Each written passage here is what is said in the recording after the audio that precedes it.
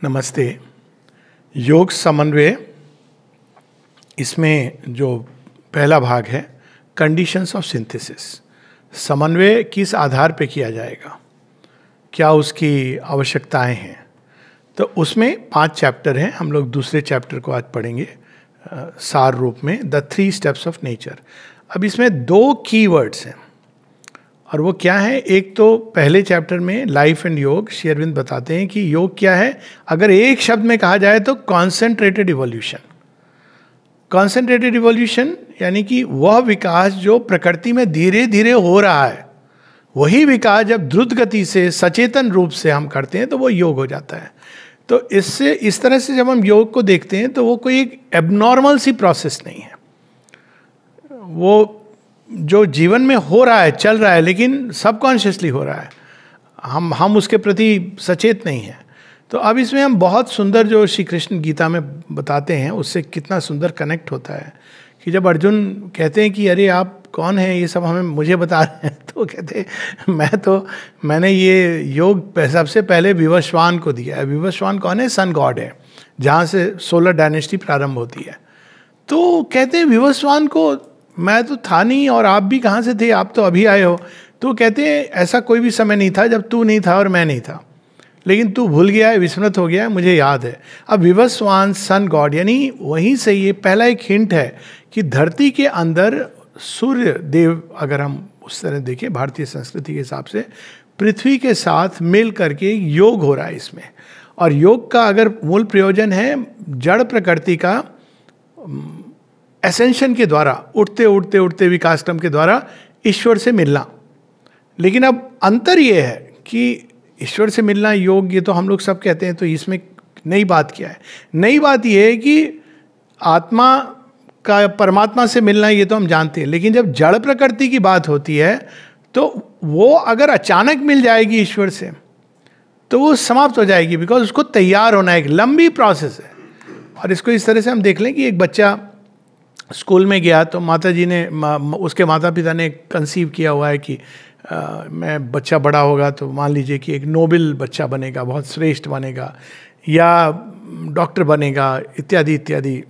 तो अब जब बच्चा पहले दिन जाता है तो वो क्या सीखता है? ABCD। वो स्टेथोस्कोप लगा के नहीं घूमता है, लेकिन वो माता पिता ने उसको इस तरह से ले जा रहे हैं कि एक दिन आएगा जब वो कहता है अच्छा मुझे डॉक्टर बनना है।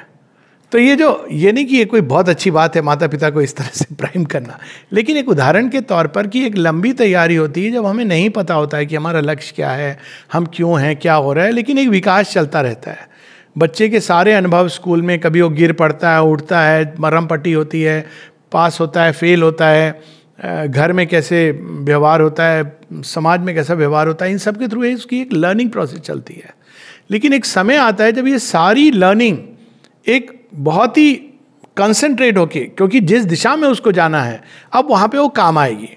जैसे फॉर एग्जांपल कि अगर आप बचपन में बड़े ऐसे हुए कि आप जगह जगह लोगों से मिले, आपको कहीं का भी खाना आपने खा लिया, तो जब आप मेडिकल कॉलेज में गए, मान लो बहुत दूर चले गए अपने घर से, तब वहाँ फ़ायदा ये हो जाता है कि आपको इसका अनुभव हो चुका है। अब वो जो लर्निंग प्रोसेस थी वहाँ पे काम आ गई। नहीं तो आप नहीं जा सकते हो, आपको ये रहेगा अरे मैं घर से बड़ा दूर आ गया, घर के पास चला हूँ, इत्यादि इत्यादि। तो अब इसी चीज़ के बैकग्राउंड के साथ हम लोग देखते हैं श्री अरविंद दी 3 स्टेप्स ऑफ नेचर, यानी अब तक प्रकृति ने इस एक अवचेतन योग के द्वारा कौन कौन सी विकास की कौन सी अवस्थाएं, कौन से ऐसे स्टेप्स हैं, कौन सी सी सीढ़ियाँ पार कर ली हैं। तो वैसे हम लोग इसको नॉर्मली कहते हैं भौतिक शरीर, फिर जो प्राण ऊर्जा है और मन है। लेकिन यहाँ श्री अरविंद बताते हैं कि अगर हम, और इसका व्यक्ति के योग से भी बहुत अच्छे से जुड़ा है, कि हम सबके अंदर 3 तत्व होते हैं। प्रकृति की 3 अवस्थाएं रहती हैं। एक होती है एक ऐसी चीज़ जो स्थापित हो गई है, जहाँ पर बाय एंड लार्ज भी नो, अब एक 20-21 साल की उम्र होती है, व्यक्ति अपने शरीर के बारे में, प्राण ऊर्जाओं के बारे में जानता है बाय एंड लार्ज। दूसरा जो विकसित हो रहा है, काफ़ी कुछ विकसित हो गया है, लेकिन उसमें बहुत कुछ है जो विकसित नहीं हुआ है। जैसे फॉर एग्जाम्पल एक तार्किक शक्ति, क्योंकि आजकल एजुकेशन इस तरह की है, वो डेवलप हो जाती है, लेकिन बुद्धि डेवलप नहीं होती है, वो एक समय लगता है। भावनाओं का विकास चलता रहता है। तो एक क्षेत्र ऐसा होता है जिसमें कुछ विकसित हो चुका है और कुछ विकसित हो रहा है, और एक ऐसा क्षेत्र होता है जो कभी कभी ग्लिम्स के रूप में प्रकट होता है लेकिन विकसित नहीं है। तो ये 3 स्टेप्स हैं। एक है जो जड़ प्रकृति यानी भौतिक, और उसके साथ में प्राण ऊर्जा। तो इस जड़ जगत का प्राण ऊर्जाओं के साथ जो संबंध है वो प्रकृति ने कर दिया है। अब आपको जन्म के साथ ये नहीं सीखना पड़ता मैं श्वास कैसे लूँ, मैं भोजन कैसे खाऊं। एक प्राण ऊर्जा की पूरी इसने प्रणाली बना दी है अंदर में कि अपने आप ये चीज़ें हो रही हैं, इट इज़ एस्टैब्लिश्ड। यहाँ ये बात नहीं हो रही कि उसका फुलफिलमेंट, वो बात इसमें होगी, लेकिन बेसिकली वो एस्टैब्लिश हो गई है। फिर दूसरा है मन। मन का कुछ हद तक कुछ फैकल्टीज का विकास हो चुका है, लेकिन बहुत सारी हैं जो विकसित नहीं हैं। और इस युग में हम देखते हैं, खासकर ये पिछली शताब्दी में और इसमें, कि वो बहुत द्रुत गति से मन का विकास हो रहा है। इस तरह की चीज़ें हो रही हैं, इधर उधर ना जाने कितनी दिशाओं में मन फैल रहा है। एक एक्सेलरेटेड इवोल्यूशन मोड में मन एंटर कर गया है। ऐसे यंत्र उपकरण भी आ गए हैं, टेक्नोलॉजी आ गई है, उसके साथ साथ ऐसे चैलेंजेस आ गए हैं जिसके कारण मन को अपने ही अंदर बहुत तरह की ऐसी सी चीज़ों को समझना पड़ता है जो पहले नहीं थी। फॉर इंस्टेंस डिलेमास आ गए हैं, यूथेनेसिया आ गया है कि भाई अब आपने वेंटिलेटर पे डाल दिया, ये उचित है कि नहीं। ये सारे चैलेंजेस जो पहले नहीं थे वो अब कई दिशाओं में ये चैलेंजेस अब मन फेस कर रहा है। ये दूसरा स्टेप है। तीसरा जहाँ विकास नहीं हुआ लेकिन ग्लिम्पसेस हुई हैं वो है आध्यात्मिकता, स्पिरिचुअल कॉन्शियसनेस। तो ये तीनों के बारे में श्री अरविंद हमको बताएंगे। अब स्पिरिचुअल कॉन्शियसनेस के ग्लिम्स हुए, हम लोग को लगता है हाँ बड़े बहुत बड़े आध्यात्मिक दृष्टि से उच्च कोटि के हुए, हाँ, लेकिन एक एक एक एक एक करके कई एक अनेकों नहीं हुए हैं, वो ग्लिम्सेस हैं। और उनके पथ का अनुसरण किया है लोगों ने। अगर आप अभी भी देखें, एक बुद्ध, पर ये नहीं कि सारे बौद्ध मैत्रेय अमिताभ की तरह खड़े होते हैं निर्वाण के द्वार पे और कहते हैं मैं अपना निर्वाण महानिर्वाण अस्वीकार करता हूँ। ये नहीं होता है, क्योंकि अभी आध्यात्मिक चेतना निकल रही है, प्रयास कर रही है, लेकिन पूरी तरह विकसित नहीं हुई है। तो ये इसका बैकग्राउंड है। तो यहाँ पर हम लोग पहली चीज़ श्री अरविंद बताते हैं कि इस जड़ प्रकृति के अंदर एक प्रज्ञा प्रश्रतो पुराणों, एक विजडम है, एक प्रज्ञा है, वो कार्य कर रही है। और इसी कारण वो पुश कर रही है, वो जड़ तत्व को अंदर ही अंदर से वो धक्का दे रही है। किस लिए धक्का दे रही है? ताकि उसके अंदर जो सुप्त संभावना है वो निकले। और इसके लिए वो नाना प्रकार के कठिनाइयों से, जिसको हम कठिनाई कहते हैं, वास्तव में वो एक प्रकार का चैलेंज है जिसके थ्रू व्यक्ति निकलता है। अब आते हैं ये 3 चरणों पर। इसमें एक चीज बीच बीच में बताते हैं श्री अरविंद कि कभी कभी यदा कदा हम देखते हैं कि प्रकृति अपनी सीमाओं को लांघ गई है। वो किसमें होता है? फेनोमेना ऑफ जीनियस या प्रोडिजी अब बढ़ गए हैं बहुत सारे। तो ये फिनोमेना ऑफ जीनियस क्या होता है? फिनोमेना ऑफ जीनियस में प्रकृति चूंकि बढ़ना चाह रही है, अपनी सीमाओं के का अतिक्रमण करना चाहती है, तो क्या करती है? तोड़ डालती है कभी कभी मोल्ड को, और वो जीनियस का जन्म होता है। अब वो जब जीनियस जन्म लेता है तो चूंकि प्रकृति ने अपने मोल्ड को तोड़ दिया है, इसलिए एक प्रकार का असंतुलन आता है। लेकिन श्री अरविंद कहते हैं कि आवश्यक नहीं है कि यह असंतुलन आए। और आप देखेंगे कि जब प्रकृति ने ऐसा किया है, रामानुजम की जीवन देख लिए, उनके प्राण तत्व, फिजिकल मैटर, एकदम असंतुलन आ गया। Even someone like Swami Vivekananda, कितना अद्भुत उनके अंदर तो आध्यात्मिक समझो क्रांति, विस्फोट हुआ, लेकिन शरीर और उसकी ऊर्जा, उसको संभालना बहुत कठिन होता है। तो इसलिए प्रकृति की एक प्रोसेस है। इसलिए integral yoga is no shortcut method, क्योंकि इसमें आपको असंतुलन करके नहीं लाना है, इसमें समन्वय लेकर के आना है। वो समन्वय कठिन है। तो यहाँ पर वो बता रहे हैं श्री अरविंद पेज 10 पर, शी इज प्रकृति reaches constantly beyond her self Even at the cost of subsequent deplorable retreats, she has rushes, she has splendid and mighty outbursts, she has immense realizations. She storms sometimes passionately forward, hoping to take the kingdom of heaven by violence. ये हम लोगों को नहीं करना. ये जगह जगह श्री अरविंद बताते हैं कि श्री रामकृष्ण एक उदाहरण है जहाँ उन्होंने किंगडम ऑफ हेवन को स्टॉर्म करके वायलेंस से ले लिया. पर ये मनुष्य के लिए पथ उपयुक्त नहीं है. इंटीग्रल योगा में ये पथ नहीं है, क्योंकि वो करने से एक प्रकार का असंतुलन आ जाएगा. आप हो सकता है कि रियलाइजेशन हो जाए, लेकिन वो मतलब कोई अनुभव हो जाए, या शायद रियलाइजेशन भी हो जाए, लेकिन वो रियलाइजेशन का हमारे टोटल बीइंग के लिए, उस पूर्णता के लिए वो उचित नहीं रहेगा, क्योंकि वो इसके एक्सपेंस पर होगा. तो इसीलिए इंटीग्रल योगा में बहुत ज़्यादा स्पेशल प्रोसेस, स्पेशल टेक्निक्स की जगह नहीं है. ये एक ऐसा योग है जो प्रकृति में जैसे योग हो रहा है वैसे हो रहा है, लेकिन एक छोटे से अंतर के साथ. और वो जगह जगह पर बाद में श्री अरविंद बताएंगे. And these self-exceedings are the revelation of that in her which is most divine or the most diabolical. कभी कभी ये दो पथ हैं जिनके द्वारा हम मनुष्य से अति मनुष्य या अति मानव की ओर एक्सीड करते हैं. एक होता है राम की दिशा, देवत्व की ओर, एक होता है असुर की दिशा, रावण की तरह. रावण भी अगर आप देखो सुपर ह्यूमन है, तब क्या नहीं कर सकता है. वो 9 ग्रहों को बांध दिया है कि भाग्य का निर्णय मैं करूँगा. इंद्रजीत, मेघनाद ने हरा दिया है देवताओं को. तो ही इज नॉट ऑर्डिनरी, लेकिन ये डायबॉलिकल है. प्रकृति कभी कभी ये भी करती है कि वो प्रयास कर रही है क्या क्या हो सकता है, लेकिन वो पथ मनुष्य को वर्ण नहीं करना है. But in either case the most purpose to bring a rapidly forward towards the goal. अब यहाँ पे वो तीनों चीज़ों की बात बता रहे हैं कि that which nature has evolved for us and has formally founded is the bodily life. तो ये तो एक प्रकार का हम लोगों के अंदर बन चुका एक एपरेटस. और इसको एक तैत्तिरीयोपनिषद में कहानी आती है कि जब अलग अलग देह बनाए जा रहे थे, देवताओं से पूछा जा रहा था किस में जाओगे, किस में जाओगे. देवताओं ने कहा इसमें भी नहीं, इसमें भी नहीं.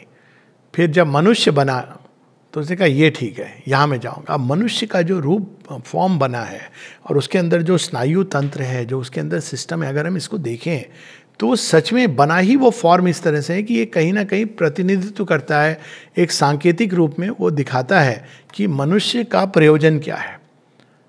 इरेक्ट फॉर्म है, हाथों का उसका उपयोग बड़ा अलग हो गया है, दृष्टि सामने की ओर देख रही है, वो आकाश की ओर सिर उठा के देख सकता है.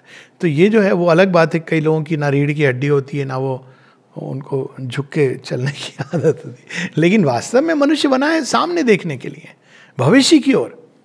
और पीछे की ओर तो वो फिर घोस्ट दिखाते ना पिक्चरों में कि मुंडी घूम गई. नहीं, बड़ी हंसी की चीज़ है, डरने की चीज़ नहीं है. हंसी आती कि हाँ ठीक बात है, वो पीछे तो देखेगा, भूत है तो भूतकाल के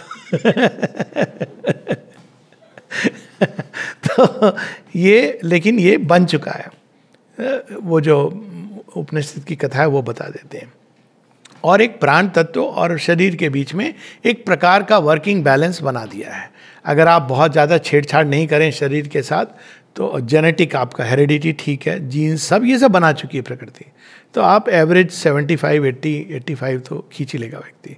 तो ये एक संतुलन बना, enough for realising the divine, मतलब more than enough, and leading a full life. अब इसके बाद श्री अरविंद लेकिन एक चीज़ कहते हैं कि ये तो हो चुका है, लेकिन शरीर को एक आधार तो बना चुके हैं, प्रकृति ने बना दिया है, लेकिन इस जड़ तत्व की ये परम नियति नहीं है. परम नियति ये है कि जैसे जैसे इसके आधार पर और विकास होगा वो इसको साथ में लेके चले. और इसको हम इस तरह से देखें कि बच्चे, अब पुराने समय का नियम होता था कि पापा पता नहीं घंटों नहीं आते थे, पता ही नहीं चलता था, ना मम्मी को पता है ना बच्चों को पता है. अब टाइम बदला तो वाइफ भी साथ में जाने लगी, मतलब केवल सोल नहीं प्रकृति भी साथ में जा रही है. लेकिन उसमें भी 2 स्टेजेस थी. एक था जब वो जा रहे हैं अपना फ्रेंड्स के साथ और बेचारी वो नारी पीछे एक बच्चे को ढो के चल रही है, तो टाइम बदल गया, नहीं पुरुष और प्रकृति साथ चलेंगे. तो अब ये अच्छा माना जाता है, अब ये डिस्टेंस चला गया. फिर अब सोचिए संतान है, उसको भी साथ में चलना है. तो आप ये नहीं कह सकते खाली मैं जा रहा हूँ, तो ये सोल का चला जाना, भगवान से मिल जाना कुछ उस तरह का है कि आपने वह जो आपकी सब सहधर्मिणी थी, जो आपको भोजन बना के दे रही थी, बिस्तर तैयार कर रही थी, यज्ञ की अग्नि सब तैयार कर रही थी, आपने कहा बस तुम्हारा रोल तो इतनी था, मैं तो चला। तो ये चीज़, इसका फाइनल कंज्यूमेशन नहीं हो सकता है। फाइनल कंज्यूमेशन तो वही है कि दोनों साथ चलें। और बच्चे हैं, अब इसका ये मतलब नहीं कि सपरिवार जाएं। ये एक एनालॉजी है कि सोल, नेचर, प्रकृति और उसके अंदर जो जो नई चीज़ें उत्पन्न होती हैं, इन सब को हमको इंटीग्रेट करना है स्पिरिचुअल लाइफ के साथ। फिर यहाँ पर श्री अरविंद कहते हैं पेज 12 पर कि ये, लेकिन कई लोग कहते हैं कि ये लेकिन संभव नहीं है, शरीर का प्रयोजन समाप्त हो जाता है एक बार आपका इसमें से साधना करके सोल बाहर आ गई इस घेरे से और परमात्मा से मिल गई। शरीर का रूपांतरण संभव नहीं है। तो यहाँ पर श्री अरविंद कह रहे हैं, it can be therefore no integral yoga which ignores the body or makes its annulment or its rejection indispensable to a perfect spirituality. Integral yoga जिसमें आप सुखा देते हो अपनी सेंसेस को, आप अपने सारी कर्म इंद्रियों को, कि इसका क्या काम है, हमें तो बस बैठ के मेडिटेशन करना है, तो वो इंटीग्रल योग नहीं हो सकता। शरीर को साथ लेके चलना है। इसीलिए हम देखते हैं आश्रम में इतना अधिक प्लेग्राउंड, ये सब एक्टिविटीज़ बनाई गई हैं, क्योंकि शरीर को साथ चलना है। दूसरी चीज वो कह रहे हैं आगे, rather the perfecting of the body also should be the last triumph of the spirit, and to make the bodily life also divine must be God's final seal upon his work in the universe. भगवान की विजय अंतिम विजय होगी जब जड़ तत्व भी रूपांतरित हो जाए, उन्हीं के समरूप बन जाए। जैसा देही वैसा देह। ऐसा नहीं कि देह तो बहुत सुंदर है, हमारे अंदर एक बहुत सुंदर प्योर शुभ्र ज्योत्सना ऐसा भाग है, लेकिन शरीर, कई लोग इस तरह का मेडिटेशन सिखाते हैं इसको निकालने के लिए। शरीर तो मांस मज्जा, पता नहीं कितना विभत्स सा लगता है। To meditate on the idea of corpse, तो मृत। किसी ने पूछा शेरविन से, कहते नहीं हम लोग ये नहीं करते हैं, ये कुछ सन्यासी करते हैं इस तरह से। शरीर के बारे में जब ध्यान करो तो ये सोचो कि कितना गंदा है ये, इसके अंदर क्या क्या भरा है, तो इससे तुम्हारे अंदर से जो मोह है ये सब चला जाएगा। मोह चला जाएगा, भगवान भी चले जाएंगे, क्योंकि आप मतलब उस बेचारे को आपने क्या बना दिया, यही थोड़ी है शरीर। और वास्तव में एज ए डॉक्टर जब आप देखते हो, अब मैंने तो क्या उम्र थी 16.5 वो एनाटॉमी क्लास में, जब पहली बार जब डिसेक्शन किया, मैंने कहा ये शरीर है, क्या बनाया है भगवान ने। मेरे अंदर तो यही भाव है, कोई मांस मज्जा ये सब नहीं लगा। ब्रेन का क्या बनाया, मतलब देख के लगता था कि बनाने वाले की तारीफ है। Actually you can see Mahasaraswati's work. तो ये मेडिटेट करना कि शरीर बड़ा गंदा है, ये है, ये इंटीग्रल योग नहीं है, ये पहले स्पष्ट हो जाए। तो अब ये लोग क्यों कहते हैं क्योंकि शरीर तो ऑब्स्टेकल है। This obstacle which the physical presents to the spiritual is no argument for the rejection of the physical, for in the unseen providence of things our greatest difficulties are our best opportunities. एक मैं physical उदाहरण दे सकता हूँ।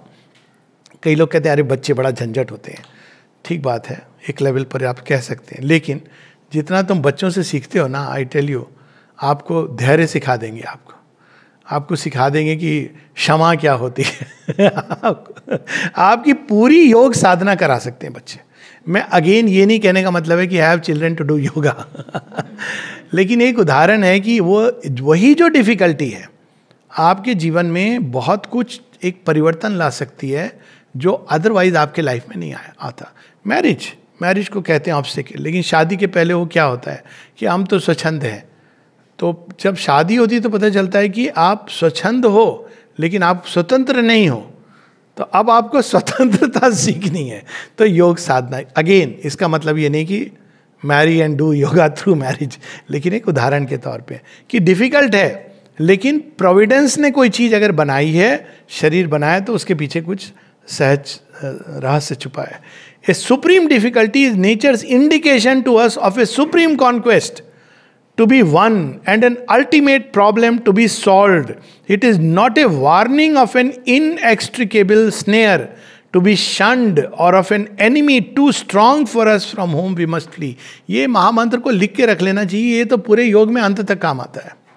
और ये केवल शरीर पर अप्लाई नहीं करता है, बाद में माता जी बताई शैडो, हम सबके अंदर कोई डिफिकल्टी होती है और लोग शुरू में बहुत सारे मेरे अंदर ये है, मेरे अंदर ये है।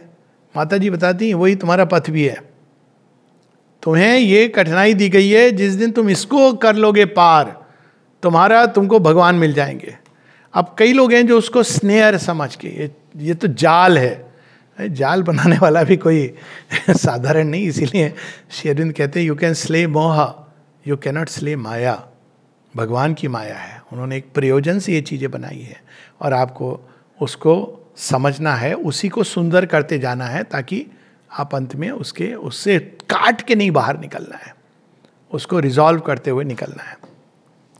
तो यहाँ पर इसकी बात होती है कि वाइटल फिजिकल ऑलरेडी एस्टैब्लिश हो गया है।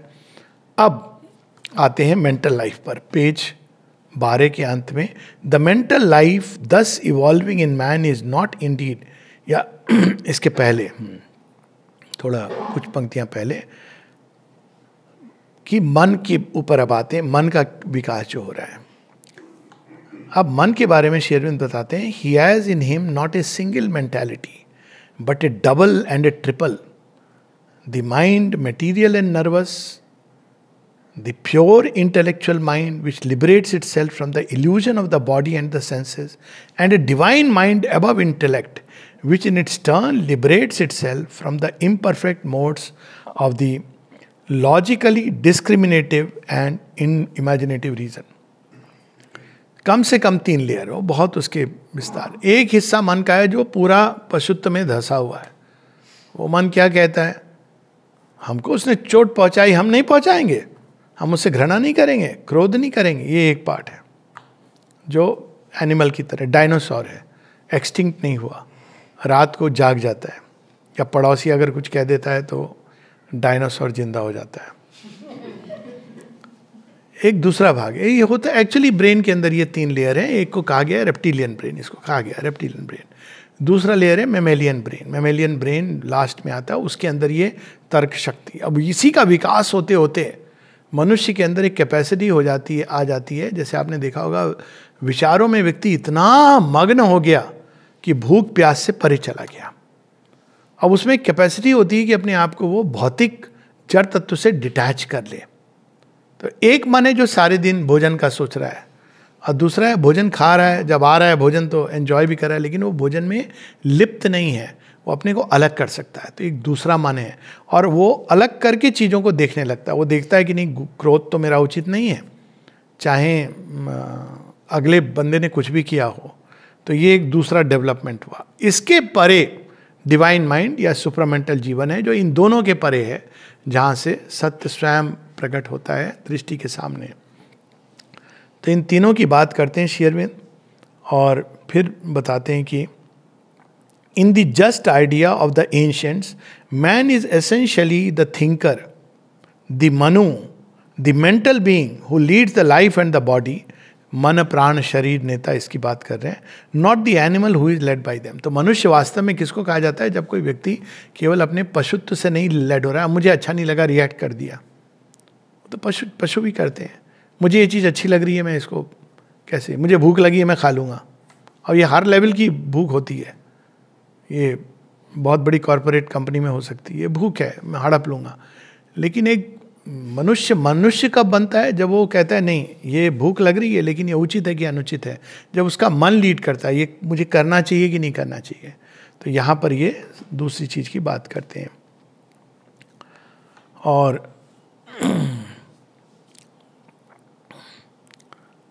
फिर आगे बताते हैं, द मेंटल लाइफ दस evolving in man is not Indeed A common possession. अब यहाँ एक बड़ी इंटरेस्टिंग बात बता रहे हैं कि शेरविंद बता रहे हैं कि ये जो, हालांकि हमारा जो मेंटल है बीइंग है, हम सब तो मन है हमारे अंदर, लेकिन अब सब मेंटल भी है और मेंटल केस भी है और सभी कुछ है। माइंड है मनुष्य के अंदर, लेकिन बहुत कम लोग हैं जिनके बारे में कहा जा सकता है कि सच में उसका ऑपरेटिंग सिस्टम माइंड से है, कि वो मन के कंट्रोल में है। उनका शरीर, उनका प्राण तत्व, उनकी भावनाएं सब हैं, लेकिन माइंड के कंट्रोल में। इनफैक्ट वो बहुत बातें बताते हैं, ये पहला स्टेप है before we can become candidates for supramental life.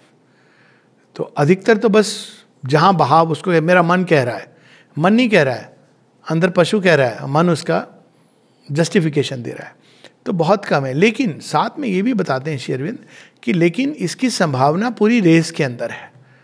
क्योंकि अगर आप आज, जिसको एक समय था जब आईक्यू टेस्ट के आधार पे कह दिया गया था कि blacks have less IQ, 15 points कम, लेकिन बाद में उनको थोड़ी सी बहुत एजुकेशन दी गई तो उन्होंने देखा नहीं, वो तो सेम, तो संभावना के रूप में सबके अंदर है। और आगे बताते हैं कि आज के युग में नेचर माइंड की डेवलपमेंट को जनरलाइज कर रही है। तो अब अफ्रीका उठ रहा है, G21 में सम्मिलित हो रहा है मतलब अब आप ये नहीं कह सकते कि वो तो क्या है, उसमें तो खाली हम साउथ अफ्रीका को पकड़ेंगे, यू कांट डू दैट, क्योंकि वो संभावना जो थी अब सारी रेस में जनरलाइज हो गई है। तो ये बताते हैं कि ऐसा क्यों हो रहा है, क्योंकि मन पहले ऐसी साइकिल्स हुई हैं सिविलाइजेशन की, जब वो ऑलरेडी एक डेवलपमेंट के हाइट पर पहुंचा था, वहां से वो कोलैप्स किया था। जो उन्होंने बताया ना, प्रकृति कभी कभी अपने बियॉन्ड चली जाती है, फिर वो बाकी सारे पार्ट तैयार नहीं है तो वो वापस आना पड़ता है। तो उस तरह की चीज हुई है जिसको हम लोग प्रलय कहते हैं, क्योंकि सब कुछ तैयार नहीं है तो वो रिलैप्स होता है, और रिलैप्स होकर फिर तैयारी होती है, फिर उठता है। तो उस तरह की चीजें जो हम आज के समय में देख भी रहे हैं, वो सब इस कारण है क्योंकि एक समय हम लोग इन चीज़ों को प्राप्त कर चुके थे, फिर वहाँ से रिकॉइल हुआ। अब आप देखिए, अगर अब देखेंगे महाभारत के समय क्या क्या अस्त्र शस्त्र, क्या विद्याएं थी, इट्स अमेजिंग। तो वो थी, वो उस तरह का ज्ञान भी था, लेकिन क्योंकि वो सारे व्यक्तित्व के साथ इंटीग्रेटेड नहीं था। इनफैक्ट एक जीनियस की तरह वो चीज़ें सिर के ऊपर कई चीज़ों को तोड़ दिया उसने, मोल्ड को। ये हम देखते हैं कि उस समय जो थे एक से एक धुरंधर, क्या क्या शक्तियाँ थी उनके पास, पर उसको संभाल नहीं पाए, इसलिए वो कोलैप्स हुआ। ये बड़ा सुंदर पैसेज है, लेकिन अभी मैं केवल टच कर रहा हूँ।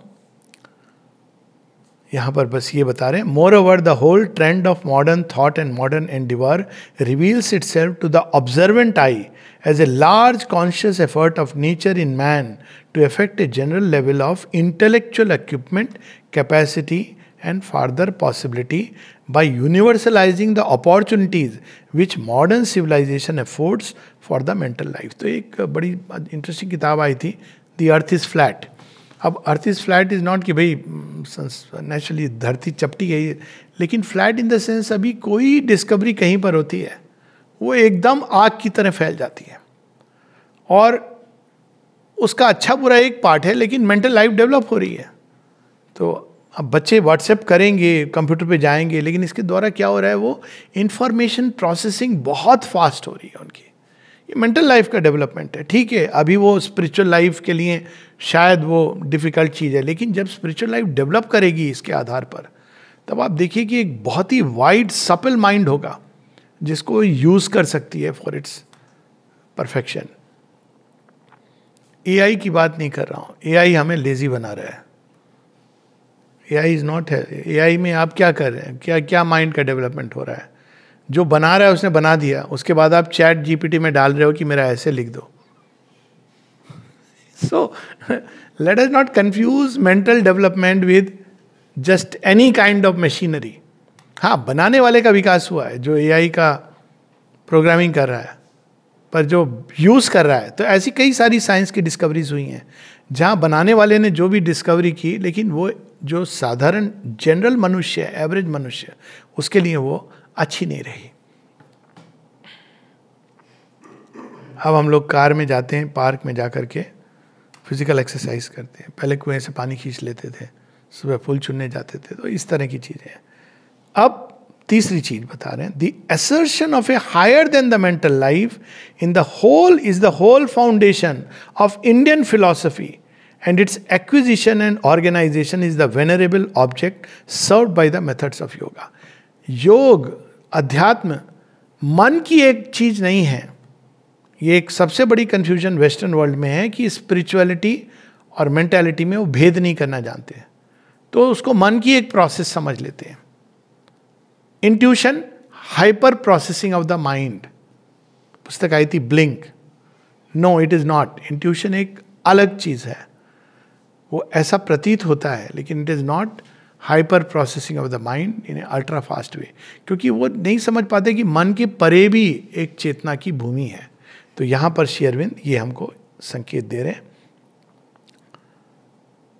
तो अब वो बता रहे हैं कि योग की भाषा में मन को क्या कहा गया है, अंतःकरण।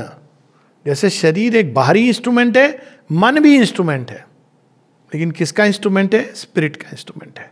अब फिजिकल हो गया, मेंटल हो गया, मन हो गया, और तीसरा स्पिरिट, स्पिरिचुअल हो गया, आध्यात्मिक।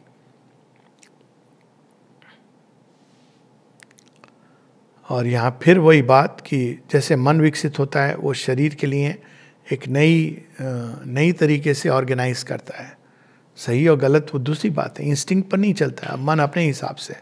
उसी तरह जब आध्यात्मिक चेतना डेवलप होगी तो शरीर का त्याग नहीं करेगी, वो शरीर को रीऑर्गेनाइज करेगी एक नए उपाय से।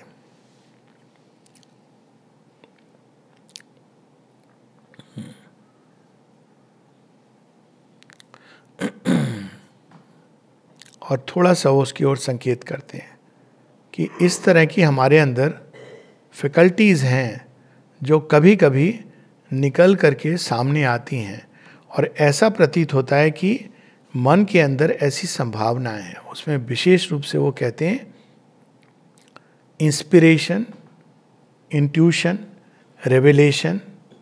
ये जो 3 फैकल्टीज़ हैं जिनको वेदों में कहा गया है इला मही सरस्वती। तो अब इंस्पिरेशन कैसे आती है, इसमें कोई आपकी इंटेलेक्चुअल प्रोसेस नहीं है। ये तो आई, नहीं आई तो नहीं आई। आप देखिए सारे पोइट या जो क्रिएटर्स हैं, कहीं ना कहीं वो हायर प्लेन से टच हो जाते हैं, और वो इंस्पिरेशन के रूप में द्वार खुल जाए तो जीवन कितना सरल हो जाता है।